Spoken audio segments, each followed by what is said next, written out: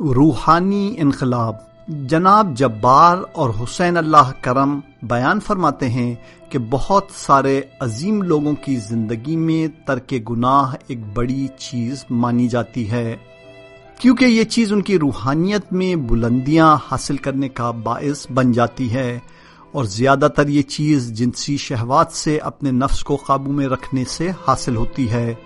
یہاں تک کہ حضرت یوسف علیہ السلام کی داستان کے مطابق خداوند عالم فرماتا ہے، جو شخص خدا کا تقوی اختیار کرے اور شہوت اور ہوس کے مقابلے میں صبر و استقامت اختیار کرے تو خدا نیک لوگوں کا اجر ضائع نہیں کرتا۔ اس سے معلوم ہوتا ہے کہ یہ ایک عمومی قانون رہا ہے اور حضرت یوسف سے ہی مخصوص نہیں ہے۔ انقلاب کی کامیابی کو اب 1 مہینہ گزر چکا تھا اور ابراہیم کی شکل و صورت بھی کافی دلکش اور خوبصورت ہو گئی تھی۔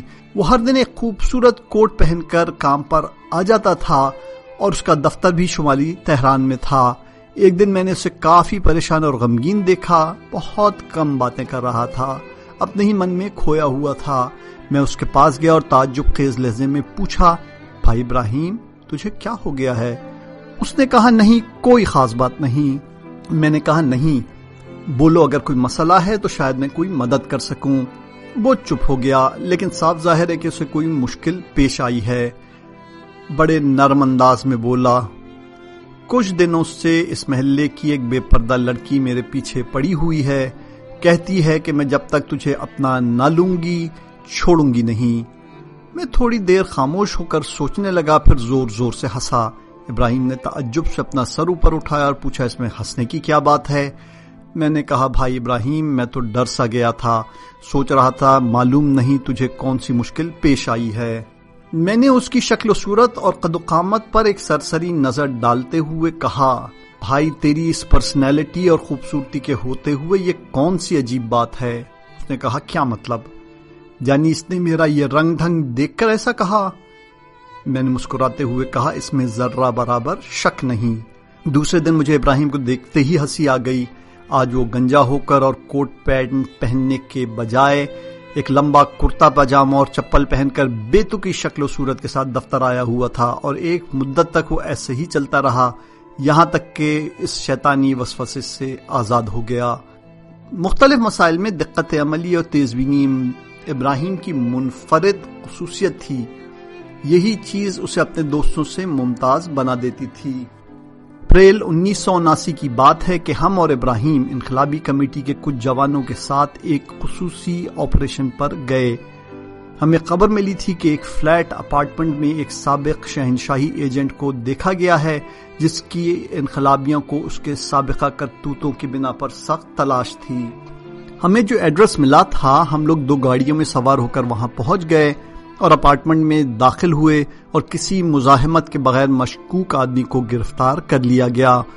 جب ہم لوگ بلڈنگ سے باہر نکلنا چاہ رہے تھے تو دیکھا کہ باہر اس آدمی کو دیکھنے کے لیے لوگوں کی بھیڑ جمع ہو گئی۔ ان میں سے بہت سارے تو اسی بلڈنگ کے رہائشی تھے۔ اچانک ابراہیم بلڈنگ میں داخل ہوا اور بولا، 1 منٹ یہیں پر ٹھہر جاؤ۔ ہم نے تعجب سے پوچھا، کیا ہوا؟ اس نے کچھ کہے بغیر اپنے کمر پر بندھے ایک خاص قسم کے مفلر کو کھولا اور گرفتار شدہ شخص کا چہرہ چھپانا چاہا۔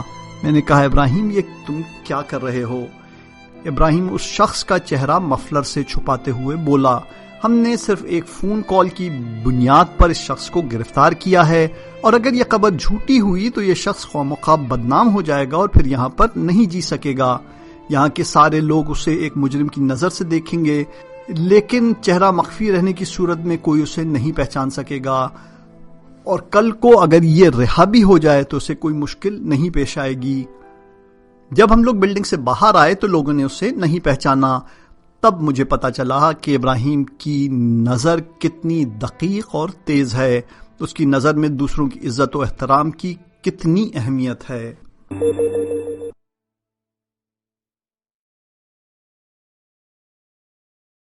بات کا اثر۔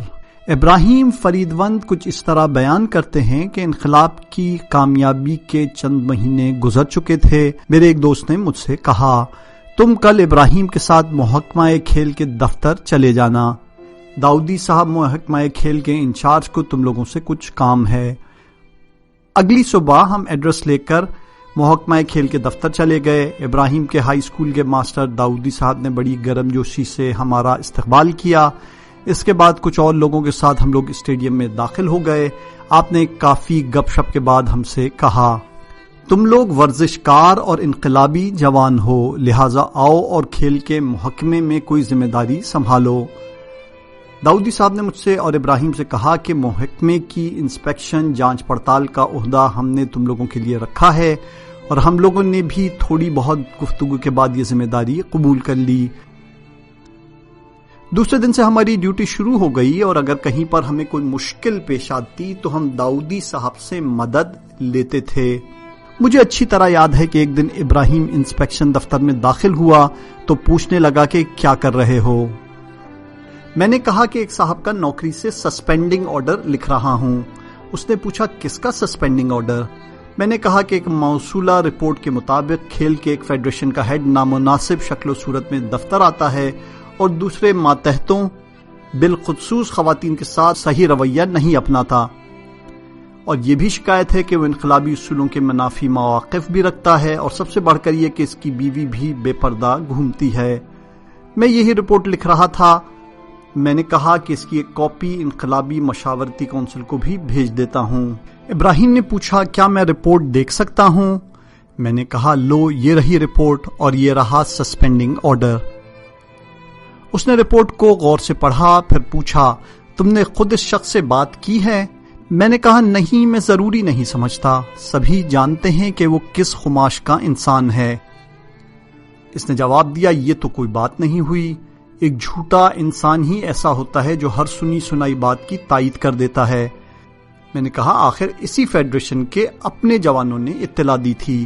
میری بات کٹ کر کہنے لگا اس کے گھر کا پتہ ہے تمہارے پاس؟ میں نے کہا ہاں۔ ابراہیم نے کہا آج سہ پہر کو مل کر اس کے گھر چلتے ہیں اور دیکھتے ہیں کہ وہ کون ہے اور کیا کہتا ہے۔ میں نے کچھ دیر خاموش رہنے کے بعد کہا ٹھیک ہے۔ سہ پہر کو اپنا کام نپٹا کر میں نے اس کا پتہ اٹھایا اور ہم دونوں موٹر سائیکل پر بیٹھ کر چل پڑے۔ ہم گلیوں میں اس کا گھر ڈھونڈنے لگے، اتفاق سے اسی وقت وہ شخص بھی پہنچ گیا۔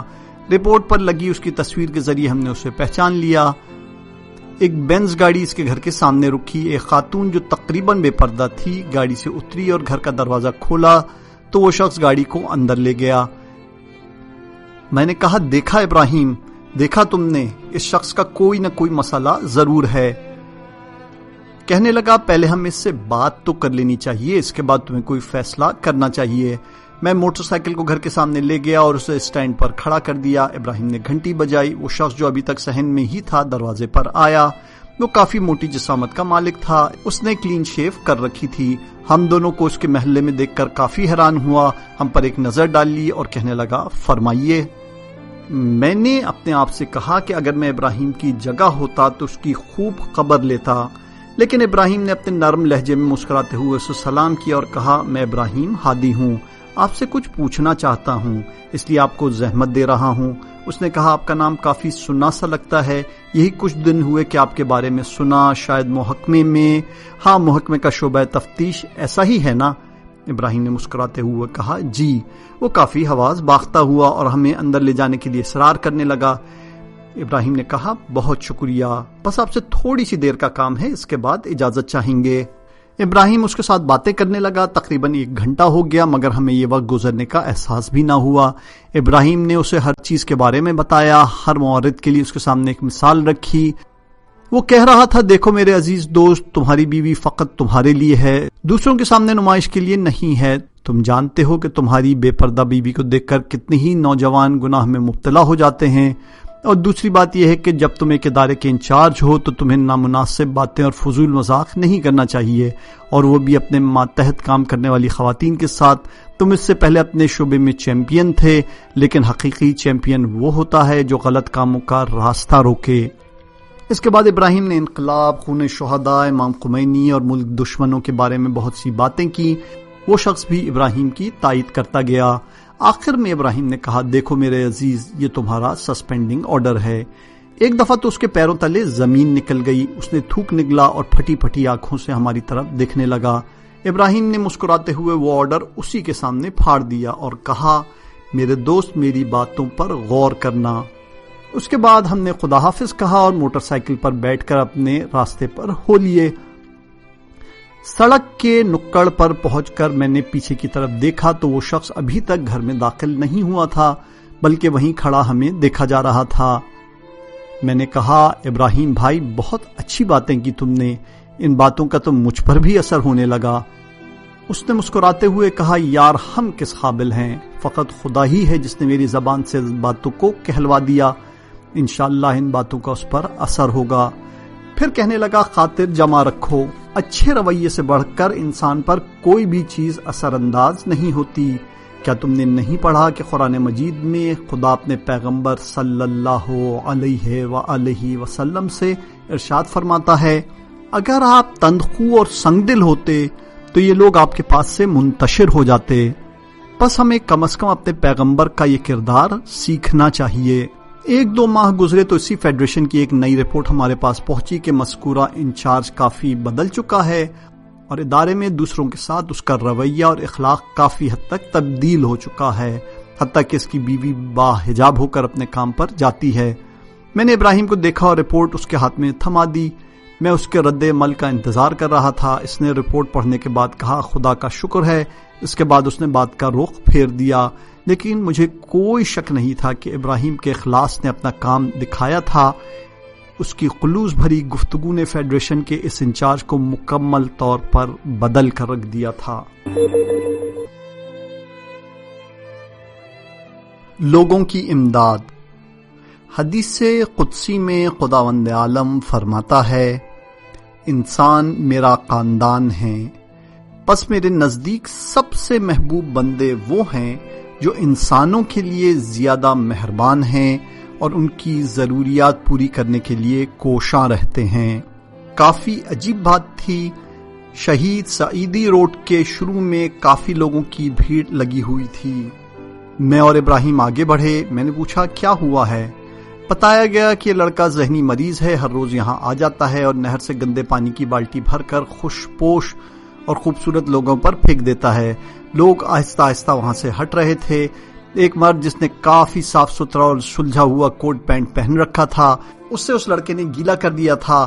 اس مرد نے کہا، نہیں معلوم اس ذہنی مریض کا کیا علاج کروں۔ وہ مرد بھی چلا گیا۔ اب میں، ابراہیم اور وہ لڑکا رہ گئے تھے۔ ابراہیم نے اس لڑکے سے پوچھا، تم کیوں لوگوں کو گیلا کرتے ہو؟ وہ ہنس کر کہنے لگا، مجھے اچھا لگتا ہے۔ ابراہیم نے تھوڑی دیر سوچنے کے بعد کہا، کوئی تمہیں پانی پھینکنے کو کہتا ہے؟ لڑکے نے کہا، وہ مجھے 5 ریال دیتے ہیں اور بتاتے ہیں کہ کس پر پانی پھینکوں۔ اس کے بعد اس نے سڑک کی طرف اشارہ کیا۔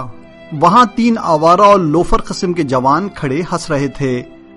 ابراہیم ان کی طرف جانا چاہ رہا تھا مگر رک گیا۔ کچھ سوچ کر اس لڑکے سے کہا، بیٹا تمہارا گھر کہاں ہے؟ لڑکے نے اسے اپنے گھر کا راستہ بتا دیا۔ ابراہیم نے اس سے کہا کہ اگر تم لوگوں کو تنگ نہ کرو تو میں روز تمہیں 10 ریال دیا کروں گا، ٹھیک ہے؟ لڑکا مان گیا۔ جب ہم ان کے گھر کے سامنے پہنچے تو ابراہیم نے اس کی ماں سے اس کی بابت بات کی۔ اس طریقے سے لوگوں کے سروں سے وہ بلا ٹل گئی۔ ہم محکمہ کھیل کے جانچ پڑتال کے شعبے میں کام میں مصروف تھے۔ تنخواہ لینے اور دفتری وقت ختم ہونے کے بعد ابراہیم نے پوچھا، موٹر سائیکل لائے ہو؟ میں نے کہا، ہاں، کیوں؟ کہنے لگا، اگر تمہیں کوئی کام نہیں ہے تو میرے ساتھ آؤ، دکان تک جانا ہے۔ اس نے اپنی تقریباً ساری تنخواہ سے خریداری کر لی، چاول، گوشت سے لے کر صابن تک ہر چیز خرید لی۔ ایسا لگتا تھا کہ جیسے اسے خریداری کے لیے کوئی لسٹ دی گئی تھی۔ اس کے بعد ہم اکٹھے مجدیہ کی طرف چلے گئے۔ ایک گلی میں داخل ہوئے تو ابراہیم نے اس گھر کے دروازے پر دستک دی۔ ایک معمر خاتون جس نے صحیح طریقے سے حجاب بھی نہ اوڑھا رکھا تھا دروازے پہ آئی۔ ابراہیم نے سامان اس کے حوالے کیا۔ خاتون نے گلے میں سلیب پہن رکھی تھی۔ مجھے حیرانی ہوئی۔ واپسی پر میں نے پوچھا، ابراہیم بھائی یہ عورت آرمینی تھی؟ اس نے کہا، ہاں، کیوں؟ میں نے موٹر سائیکل سڑک کے کنارے روک دی اور غصے سے کہا، یار یہ سارے غریب مسلمان ہیں اور تمہیں مسیحیوں کی پڑی ہوئی ہے۔ اس نے اسی طرح سے میرے پیچھے بیٹھے بیٹھے کہا، مسلمانوں کی مدد کرنے والے موجود ہیں، ابھی نئی امدادی کمیٹی بنی ہے، وہ ان کی مدد کرتی ہے، لیکن ان بیچاروں کا کوئی نہیں ہے۔ اس طرح ان کی مشکلات بھی کم ہو جائیں گی اور دل میں امام اور انقلاب سے محبت بھی پیدا ہو جائے گی۔ ابراہیم کی شہادت کو 26 سال گزر چکے ہیں، کتاب کے مطالب جمع بھی ہو گئے اور طباعت کے لیے آمادہ بھی ہو گئے۔